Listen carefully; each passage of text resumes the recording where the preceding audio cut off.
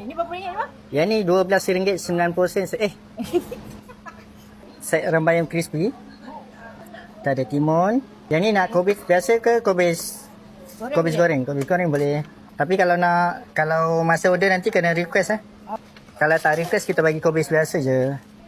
Ayam ni boleh Ya, boleh. Ini set apa ni bang? Yang ni rambayam crispy. Rambayam crispy. Dia ada bayam crispy. Oh. Bayam crispy dengan telur mata.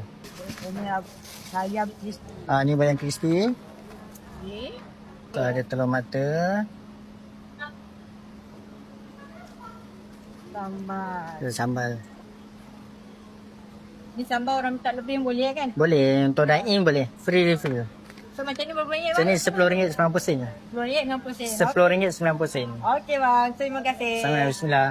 Bang, kedai kat mana ni bang? Kedai dekat Kopitiam 2BD Medan Selera Setiawangsa tingkat atas.